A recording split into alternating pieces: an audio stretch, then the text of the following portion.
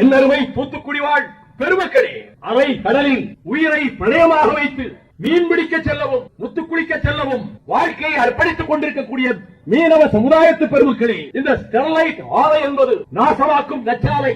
இது சுற்றுச்சூழலை நாசமாக்கும் 30 கிலோமீட்டர் சுற்றளவுக்கு விவசாயம் அழிந்துவிடும். அசாக்கா என்ற ஒரு இதே தாமிர உருக்காலை தொழிற்சாலை அமெரிக்காவிலே தொடங்கப்பட்டு மக்கள் போராட்டத்தால் நீதிமன்றத்திலே கடைசியில் அந்த தொழிற்சாலை மூடப்பட்டு இன்று வரையிலும் அந்த 30 கிலோமீட்டர் தொலைவுக்கு விவசாயம் செய்ய முடியவில்லை. அசார்காவிலே அதை நினைவூட்டி விவசாயம் அழிந்துவிடும், இங்கே நுரையீரல் பாதிக்கப்படும். இந்த விஷப்புகை காற்று பலவிதமான வியாதிகளை நோய்களை கொண்டு வந்து கொடுக்கும். அந்த அழிவுக்கு நாம் அனுமதிக்கலாமா? இந்த ஸ்டெர்லைட் ஆலையினுடைய கொடுமைகளை பற்றி நீதிமன்றத்திலே மட்டுமல்ல மக்கள் மன்றத்திலும் திரும்ப திரும்ப எடுத்து சொல்லி வழக்கு நடைபெற்றுக் கொண்டே இருந்தது.